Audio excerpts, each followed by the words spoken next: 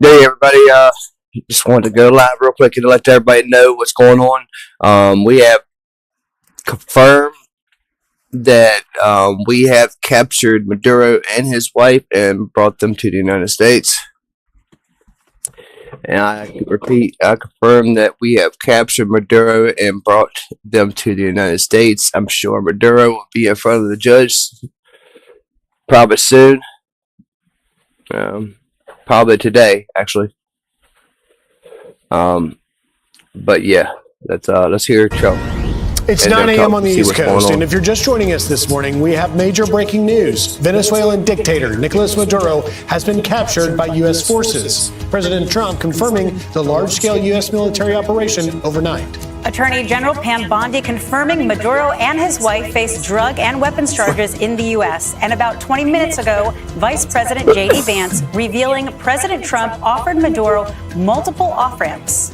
All this comes after explosions rocked the capital of Caracas and surrounding states early this morning. President Trump is expected to hold a news conference from Mar-a-Lago at 11 a.m. this morning. But first, he joins us now by phone. And let's get right to the President of the United States, Donald Trump. President Trump, thank you so much for joining us this morning. Well, thank you very much. Good morning. So you've had quite a busy evening. Tell us about it. It was slightly busy, I would say. It was very dark all over, especially in Venezuela. The team did an incredible job. They rehearsed and practiced like nobody's ever seen. And I was told by real military people that there's no other country on earth that can do such a maneuver. If you would have seen what happened, I mean, I watched it literally like I was watching a television show. And if you would have seen the speed, the violence, they say that, the speed, the violence, they use that term. It was an amazing thing, an amazing job that these people did. There's nobody else could have done anything like it. You're at Mar-a-Lago right now. How were you able to watch this?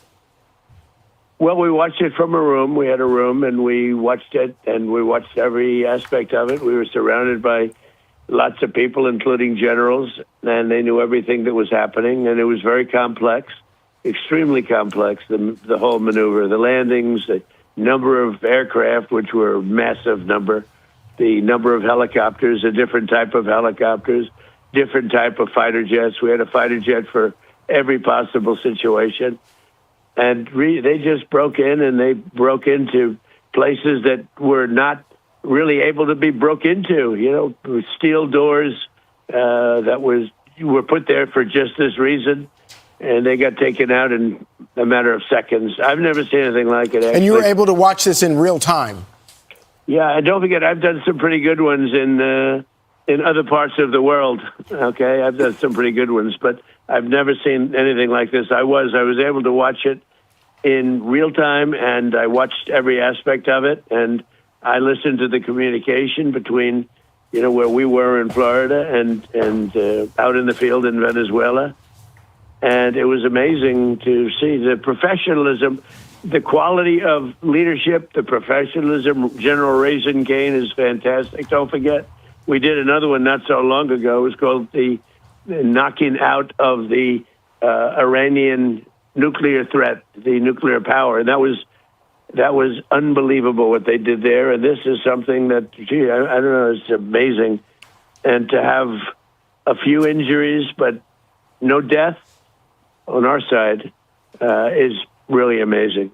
Mr. President, critics will say that strong action can risk escalation, but history has shown us that weakness can truly invite chaos. And this military operation clearly sends a message to our adversaries around the world, China, Iran, Russia, that we are no longer the weak administration that we had for 4 years under former President Biden, who tolerated narco-terrorism. What is next for the United States and Venezuela? Well, we're very strong, and very importantly, if you look at drugs through the oceans, through the seas, they're down 97%. That's the boats. It's sort of related to this, as you know. The drugs are way down, and it's getting very, very tough. It's a whole different look. We have a whole different country. We have a country now that's respected. We have a country. I built the military in my first term, and they gave a little chunk of it away, but it was a lot but it was a little chunk relative to what we built. But they gave it to Afghanistan so stupidly. It was one of the, compare this to Afghanistan, where we were a laughing stock all over the world. We're not a laughing stock anymore. No, we have the greatest military in the world by far. We have the greatest equipment, military equipment in the world by far.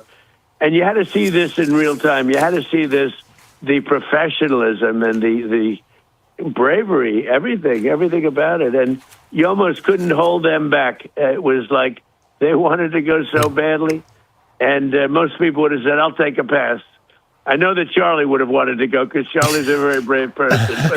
But I know a lot of other people would have said, I think I'll pass on this one. Let's watch it on television.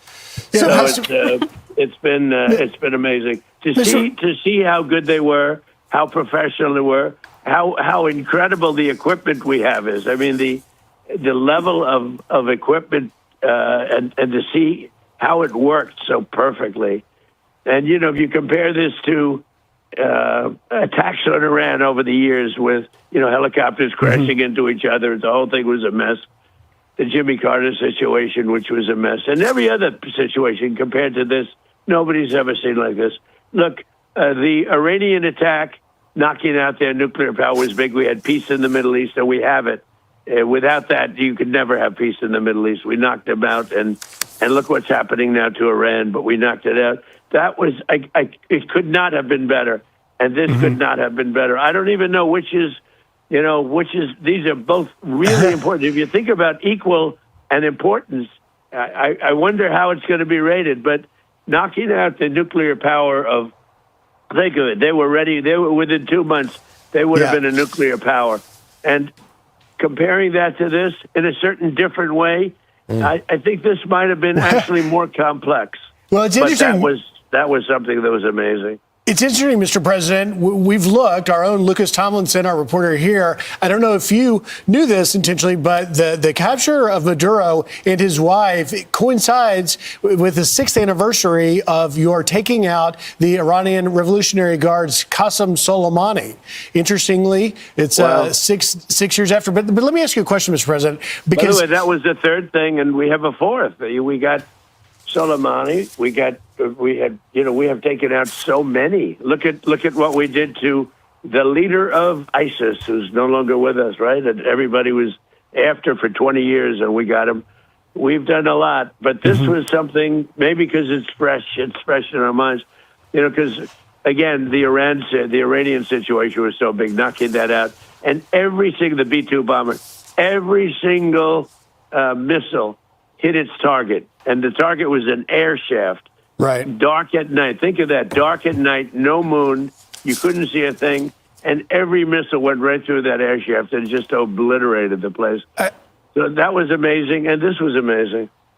I wonder, Mr. President, though, I want to ask you because from your Vice President, J.D. Vance, said that the message is pretty clear. The drug trafficking must stop. So was this operation a message that you're sending to Mexico, to Claudia Sheinbaum, the president there?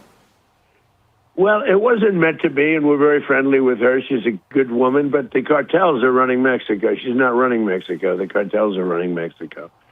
And we could be politically correct and be nice and say, oh, yes, she is. No, she's very, she's very frightened of the cartels. They're running Mexico. And I've asked her numerous times, would you like us to take out the cartels? No, Mr. President. No, please. So we have to do something because we lost. The real number is 300,000 people, in my opinion. They like to say 100,000. 100,000 is a lot of people, but the real number is 300,000 people. And we lost it to drugs, and they come in through the southern border, mostly the southern border. Plenty come in through Canada, too, by the way, in case you don't know. All right, we got another little update here, y'all. We got American air superiority over the Venezuela during the capture. They had a mixture of F-35s, F-22s, fighter jets, and stealth fighters, as well as F-18 fighter jets, EA-18 electronic jet attack jets, E-2 airborne early warning planes, B-1 bombers, and others unnamed support aircraft, as well as numerous drones. This is coming from Raising Cain.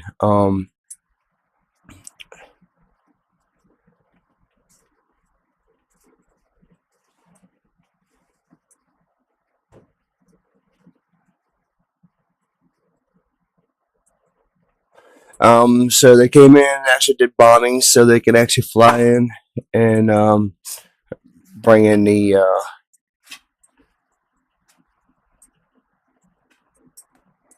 helicopters that's flying in the special forces.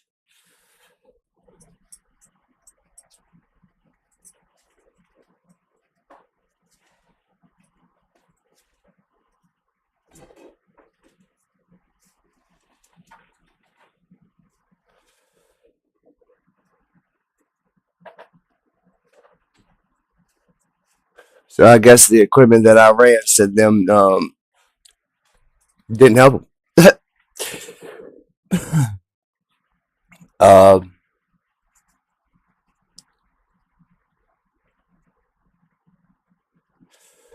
They flew Maduro and his wife to the amphibious assault ship USS Iwo Jima.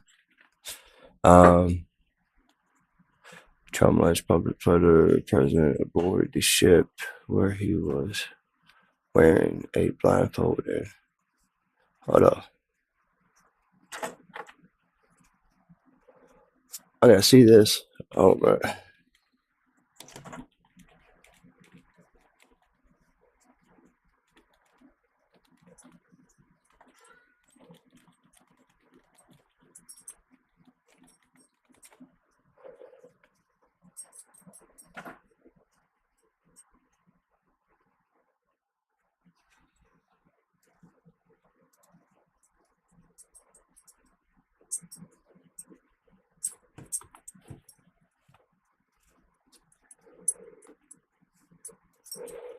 So here's this photo I've captured.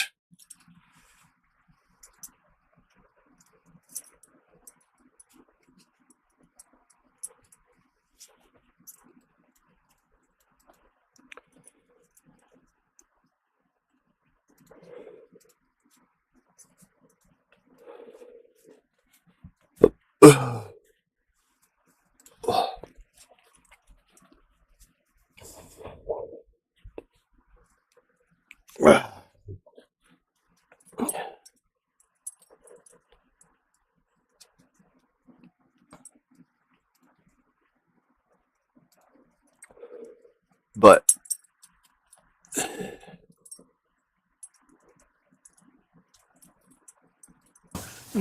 but they come in through the southern border, and something's going to have to be done with Mexico. Why did you decide to do this morning? Are you talking about calling you people or the shot?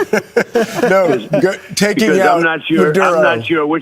I'm not sure which is worse. If you want to know the truth, I'm calling you. I haven't spoken to anybody else because Charlie Hurd has been a great friend of mine for a long time. He was with me when it was not fashionable, and those are the people I like. He was with me, Charlie, when it was not at all fashionable. So that's the reason I'm doing this. And your show is great. You're doing a great job. What a good team. But I meant, why did you make the decision to take out Maduro this morning? And what was Maduro doing when our guys came in on him? So we were going to do this 4 days ago, but the weather was not perfect. The weather has to be perfect. And we had just the perfect weather. We had, very good. A little bit few more clouds than we thought, but it was good. We waited 4 days. We were going to do this 4 days ago, 3 days ago, 2 days ago. And then all of a sudden it opened up and we said go. And I'll tell you, it was just amazing. And what was he doing? He was in a very highly guarded, like a fortress, actually. He was in a fortress. That we had nobody killed was amazing. I think we had nobody killed, I have to say, because a couple of guys were hit, but they came back and they're supposed to be in pretty good shape. But that we had nobody killed, that we lost no aircraft, everything came back. We got it all back. One of them was hit pretty hard. So confirm that we did have wounded on the American side of this. It just was the right time to do it. We had to do it because it's a war. we're losing 300,000 people a year. We don't lose that much in a war. Okay, if you look, and we had to do it. But he was in a house that was more like a fortress than a house. It had steel doors. It had what they call a safety space, where it's, solid steel all around. He didn't get that space closed. He was trying to get into it, but he got bum rushed so fast that he didn't get into that. We were prepared. We had, massive blowtorches and everything else that you need to get through that steel, but we didn't need it. He didn't make it to that area of the house. Mr. President, your war on narcoterrorism from our southern border and beyond clearly will save American lives. Moving forward for Venezuela, what do you think is next for the Venezuelan people now that you have removed Maduro so that he can face American justice? Well, we're making that decision now. We can't take a chance on letting somebody else run and just take over where he left off. So we're making that decision now. We'll be involved in it very much. And we want to do liberty for the people. We want to, have a great relationship. I think the people of Venezuela are very, very happy because they love the United States. They were run by essentially a dictatorship or worse. It couldn't have been worse. It was a terrible thing that was taking place in Venezuela. But look, tremendous numbers of people were being killed through drugs. And what they did to our country in sending prisoners and people from mental institutions and drug lords and everything, they sent them by the hundreds of thousands of people into our country. And that is just unforgivable. That's why, he wanted to negotiate at the end, and I didn't want to negotiate. I said, nope, we got to do it.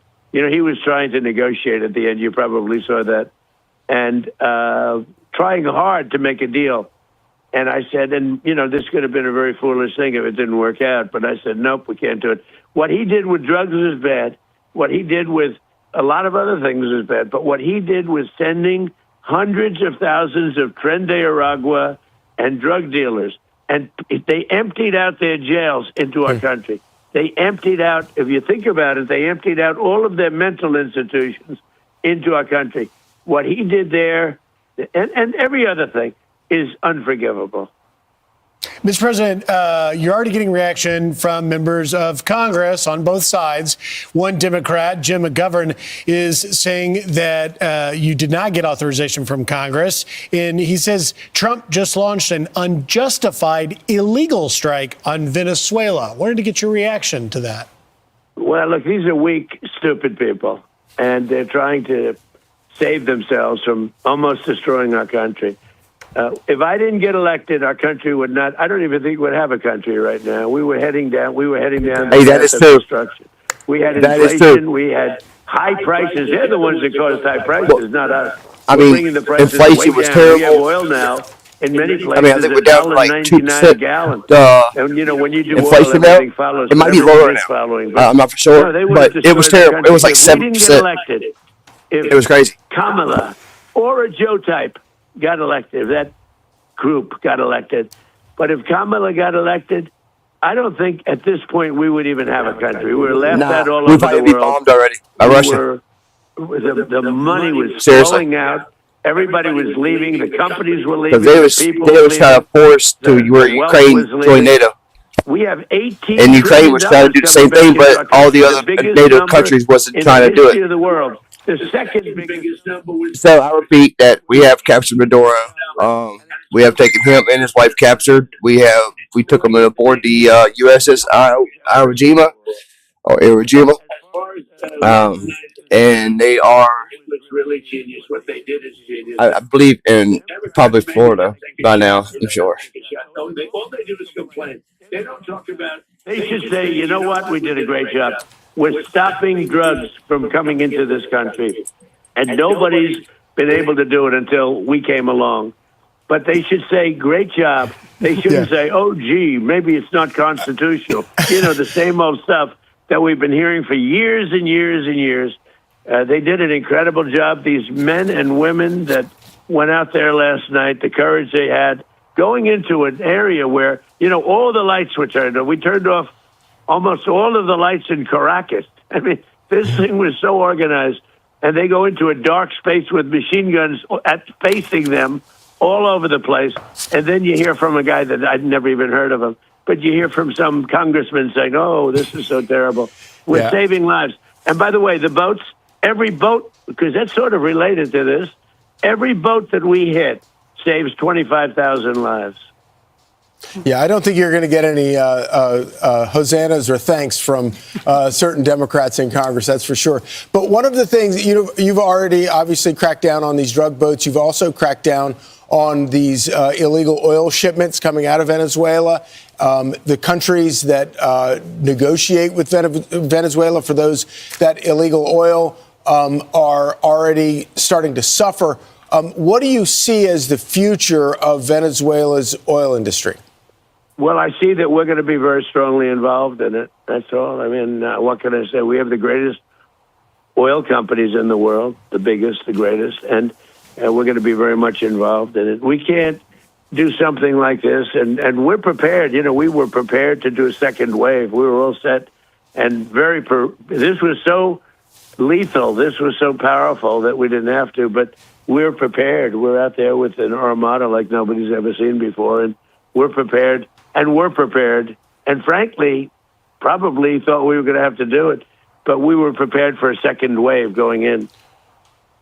Mr. President, sorry, Nicole, could you follow up on one thing? And that was when part of Vice President Vance's tweet about an hour ago said that you offered several off-ramps to Maduro that he didn't take. What did those off-ramps look like? Well, basically, I said you have to give up. You have to surrender. And he was close. But in the end, I really didn't. We had to do something that was really much more surgical, much more powerful. This was much more powerful than anything we could have done. This is amazing. And we learned a lot going into. We learned a lot of things, but this was a very important symbol. And I had discussions. I actually spoke to him myself, but I said, you have to give up. You have to surrender. When did you speak to him? He was not willing. A week ago. A couple of times, but a week ago. Mr. President, this is clearly a signature moment for your administration, this military strike, the capture of Maduro. We've had a lot of signature moments, if you really think about it. It certainly was. Let's add it to the list, one of the signature moments. But what do you say to the people waking up to this news this morning who are concerned that these actions may result in prolonged involvement of U.S. military in Venezuela? Well, first of all, I say that what we're doing is saving lives because the drug trafficking is so bad. It's gotten so out of control. And, when you think 97% of the drugs coming in by sea, by ocean, by waterway, 97% down. It's almost nothing left. You don't see ships. You don't see anybody. You see very few ships coming in loaded up with, hundreds of bags of fentanyl, cocaine, and everything else you can imagine. It's virtually stopped. And we'll stop it on land. And this was one of the things that we did to stop it on land. We had to do this. In order to stop it on land, this was a part of it. There are other parts and there are other areas, frankly. But what they did is really amazing. And I think it sends a signal. We're not going to be pushed around as a country anymore by these countries. Well, we want to be politically correct all the time. They're killing our people. If we had a war, if you lost 300,000 people, in the Civil War, we lost 600,000 people. We lose 300,000 people a year to drugs. And we're not going to allow it anymore with any country. You said that you were prepared for a second wave, and I assume that you still are. But what does the future look like for the Maduro loyalists who are still in Caracas and I assume have not yet fled or been removed? Well, if they stay loyal, the future is really bad.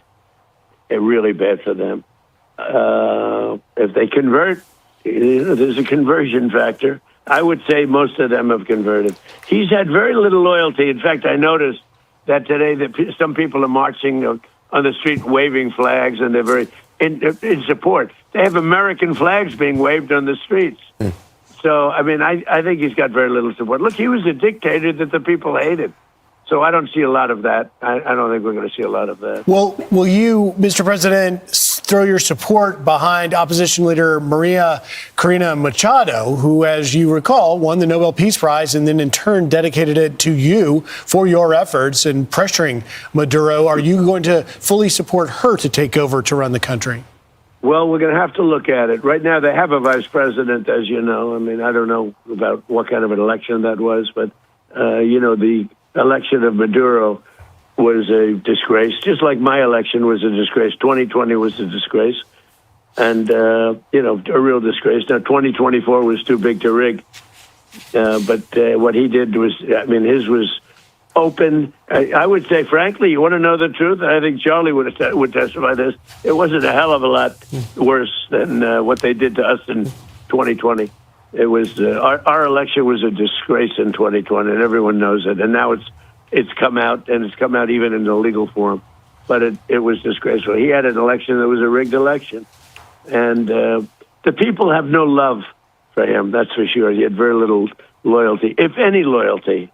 He was a dictator who was a tough cookie, and he ran it tough, and the people can't believe they got so lucky. Mr. President, what do you make of the fact that just hours before the airstrike, there was a Chinese delegation meeting with Nicolas Maduro, and we have yet to hear from China any sort of comment on the attacks? I know nothing about that, but I have a very good relationship with President Xi, and there's not going to be a problem. And they're going to get oil. We're going to allow people to have oil. But we can't take a chance after having done this incredible thing last night of letting somebody else take over, where we have to do it again. We can do it again, too. Nobody can stop us. There's nobody that has the capability that we have. When I watch that war in Russia going on and on and on, and everybody dying, and it's like it's primitive. It's primitive. It's horrible. It's horrible. Could you tell us, Mr. President, a little bit more? Because you're talking about the precision of this operation and the brave men and women. Was this Delta Force guys? Were this Navy SEALs? Could you talk a little bit more about that? Yeah, they're the most highly trained soldiers in the world. There's nobody that has their talent, because it's talent. It's not just bravery. It's bravery. You have to have the bravery, but it's talent. Nobody has talent like this, and nobody has equipment like we have. I mean, everything was pinpoint. They had everything. They practiced. They actually built a house which was identical to the one they went into, with all the safes and all the steel all over the place, and at the top of stairways and room. It was Delta Force, sir? I don't want to say, but I will say this. I'm having a news conference in just a little while, so therefore I'm going to have to get off this line pretty soon, but I'm having a news conference at 11, and we're going to be talking about it. And I will say that I'm very proud to be an American. As are we, Mr. President. Will we be hearing from Secretary of War Pete Hegseth about what went into the planning and the execution of this incredible operation? Yes, and General Kane and some other people, they'll be telling you things that we can't tell you. We're not going to say everything because we have things that nobody even knows about. We got Trump's news conference here coming up on the screen.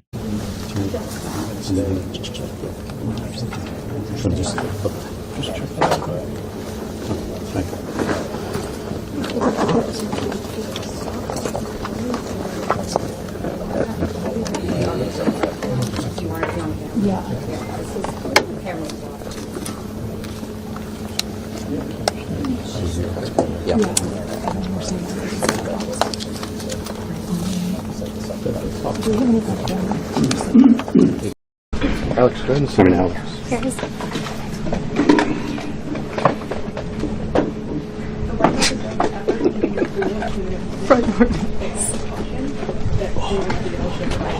We should start doing yoga at the library. Those squats. We need yoga. I love yogurt. Can you get on that? Can you get on that, Sid? Get that class going for us? Yeah, Peter, we have to add yoga at the library to the...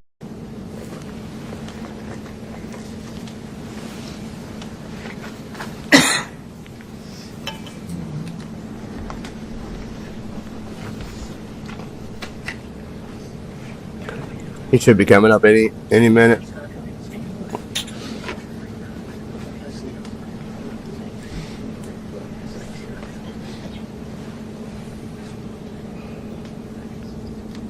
Now, I confirm that we have captured Maduro and his wife, and have destroyed several locations.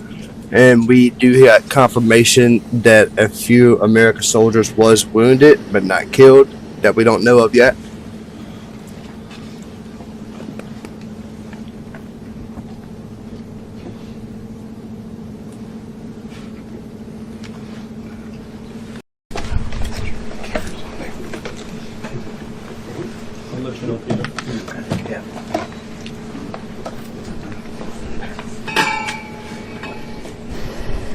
Watch out.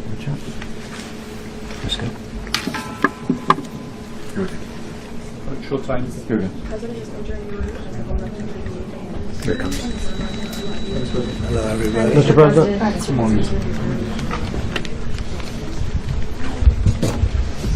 Okay, thank you very much. This is big stuff. We appreciate you being here. Late last night and early today, at my direction, the United States Armed Forces conducted an extraordinary military operation in the capital of Venezuela. Overwhelming American military power, air, land, and sea, was used to launch a spectacular assault. And it was an assault like people have not seen since World War II. It was a force against a heavily fortified military fortress in the heart of Caracas to bring outlaw dictator Nicolas Maduro to justice. This was one of the most stunning, effective, and powerful displays of American military might and competence in American history. And if you think about it, we've done some other good ones, like the attack on Soleimani,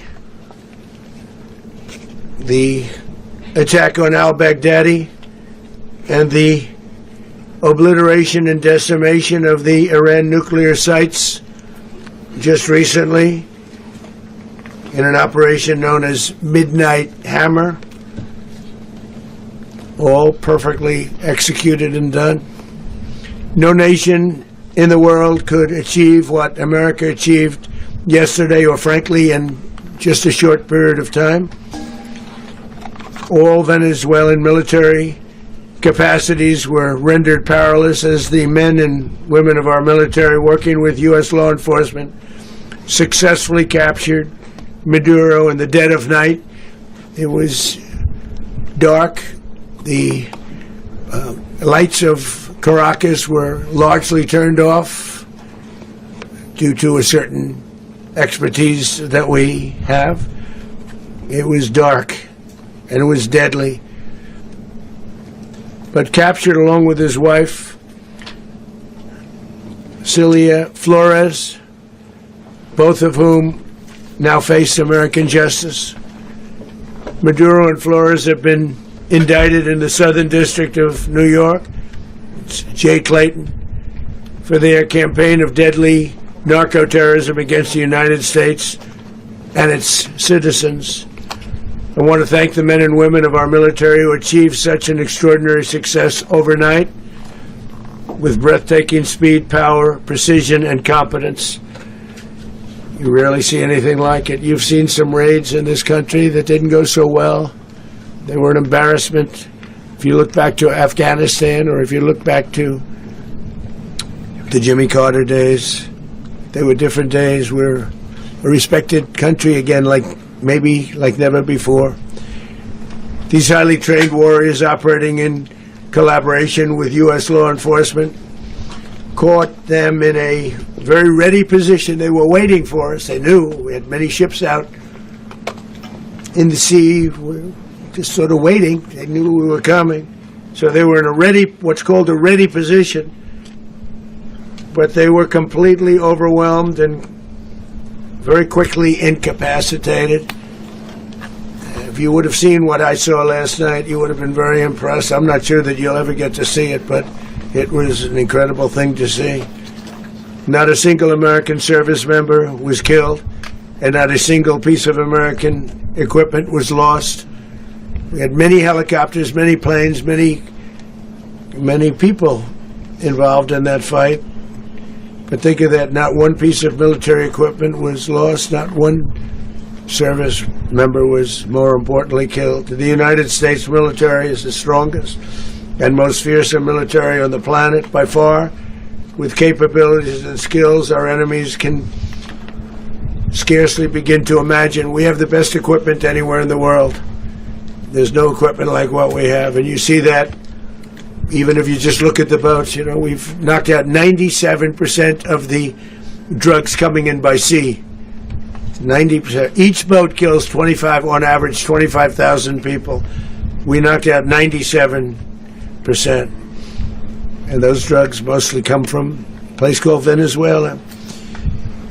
We're going to run the country until such time as we can do a safe, proper, and judicious transition. So we don't want to be involved with having somebody else get in, and we have the same situation that we had for the last long period of years.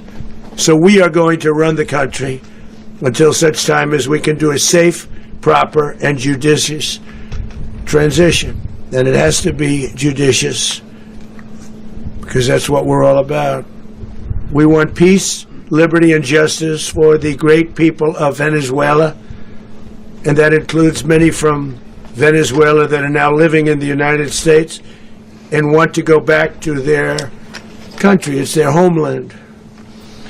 We can't take a chance that somebody else takes over Venezuela that doesn't have the good of the Venezuelan people in mind. We've had decades of that. We're not going to let that happen. We're there now, and what people don't understand, but they understand as I say this, we're there now, but we're going to stay until such time as the proper transition can take place. So we're going to stay until such time as we're going to run it, essentially, until such time as a proper transition can take place. As everyone knows, the oil business in Venezuela has been a bust, a total bust, for a long period of time. They were pumping almost nothing by comparison to what they could have been pumping and what could have taken place. We're going to have our very large United States oil companies, the biggest anywhere in the world, go in, spend billions of dollars, fix the badly broken infrastructure, the oil infrastructure, and start making money for the country. And we are ready to stage a second and much larger attack if we need to do so. So we were prepared to do a second wave if we needed to do so. We actually assumed that a second wave would be necessary, but now it's probably not. The first wave, if you'd like to call it that, the first attack was so successful, we probably don't have to do a second, but we're prepared to do a second wave, a much bigger wave, actually. This was pinpoint, but we have a much bigger wave that probably won't have to do. This partnership of Venezuela with the United States of America, a country that everybody wants to be involved with because of what we were able to do and accomplish, will make the people of Venezuela rich, independent, and safe. And it will also make the many, many people from Venezuela that are living in the United States extremely happy. They suffered. They suffered. So much was taken from them. They're not going to suffer anymore. The illegitimate dictator Maduro was the kingpin of a vast criminal network responsible for trafficking colossal amounts of deadly and illicit drugs into the United States. As alleged in the indictment, he personally oversaw the vicious cartel known as Cartel de las Solas, which flooded our nation with lethal poison, responsible for the deaths of countless Americans, many, many Americans. Hundreds of thousands over the years of Americans died because of him. Maduro and his wife will soon face the full might of American justice and stand trial on American soil. Right now, they're on a ship. They'll be heading to, ultimately, New York. And then a decision will be made, I assume, between New York and Miami or Florida. But we have people where the overwhelming evidence of their crimes will be presented in a court of law. And I've seen it. I've seen what we have. It's both horrible and breathtaking that something like this could have been allowed to take place. For many years after his term as president of Venezuela expired, Maduro remained in power and waged a ceaseless campaign of violence, terror, and subversion against the United States of America, threatening not only our people, but the stability of the entire region. And you all saw it. In addition to trafficking gigantic amounts of illegal drugs that inflicted untold suffering and human destruction all over the country, all over in particular the United States, Maduro sent savage and murderous gangs, including the bloodthirsty prison gang Tren de Aragua, to terrorize American communities nationwide. And he did indeed. They were in Colorado. They took over apartment complexes. They cut the fingers off people if they called police. They were brutal. But they're not so brutal now. And I just have to congratulate our military, Pete and everybody, and our National Guard, because the job that they've done, whether it's in Washington, D.C., where we have a totally safe city, where it was one of the most unsafe cities anywhere in the world, frankly, and now we have no crime in Washington, D.C. We haven't had a killing. We had the terrorist attack a few weeks ago. A little bit of a different kind of a threat, but we haven't had a killing in a long period of time, 6-7 months. We used to have on average two a week in Washington, our capital. We don't have that anymore. The restaurants are opening. Everyone's happy. They're going, they're walking their daughters, they're walking their children, their wives, they walk to restaurants. Restaurants are opening all over Washington, D.C. So I want to thank the National Guard, I want to thank our military, and I want to thank law enforcement. It's been amazing. And they should do it with more cities. We're doing it, as you know, and we're doing it in Memphis, Tennessee right now, and crime is down. We've just sort of started a few weeks ago, but crime is down now 77%. And the governor of Louisiana called, great person, and he wanted us to help him, as you know, a certain very nice part of Louisiana, and we have done that. It was a rough section, and we have crime down. I understand it's down to almost nothing already after 2.5 weeks. New Orleans, it's down to almost nothing. And we've only been there for 2.5 weeks. Can't imagine why governors wouldn't want us to help. We also helped, as you know, in Chicago. Then crime went down a little bit there. We did a very small help because we had no working ability with the governor. The governor was a disaster, and the mayor was a disaster. But it knocked down crime. But we're pulling out of there when they need us. We'll know. You'll know. You'll be writing about it. And likewise, Los Angeles, where we saved Los Angeles early on, where the head of the police department made a statement that if the federal government didn't come in, we would have lost Los Angeles. That's long after the fires. That's when they had the riots in Los Angeles. We did a great job. Got no credit for it whatsoever, but that's okay. It doesn't matter. We don't need the credit. But we'll be pulling out when they need us. They'll call, or we'll go back if we have to. We'll go back. But we did a great job in various cities. But the place that we're very proud of is Washington, D.C., because it's our nation's capital. We took it from being a crime-ridden mess to being one of the safest cities in the country. But the gangs that they sent raped, tortured, and murdered American women and children. They were in all of the cities I mentioned, Tren de Aragua. And they were sent by Maduro to terrorize our people, and now Maduro will never again be able to threaten an American citizen or anybody from Venezuela. There will no longer be threats. For years, I've highlighted the stories of those innocent Americans whose lives were so heartlessly robbed by this Venezuelan terrorist organization. Really one of the worst. One of the worst, they say the worst. Americans like 12-year-old Jocelyn Nungari from Houston. Beautiful Jocelyn Nungari, what happened to her? They, as you know, they kidnapped, assaulted, and murdered by Tren de Aragua animals. They murdered Jocelyn and left her dead under the bridge. There was a bridge that will never be the same to so many people after seeing what happened. As I've said many times, the Maduro regime emptied out their prisons, sent their worst and most violent monsters into the United States to steal American lives. And they came from mental institutions and insane asylums. They came from prisons and jails. The reason I say both, they sound similar. Actually, prisons a little bit more hostile, a little bit tougher. A mental institution isn't as tough as an insane asylum, but we got them both. They sent from their mental institutions. They sent from their jails, prisons. They were drug dealers.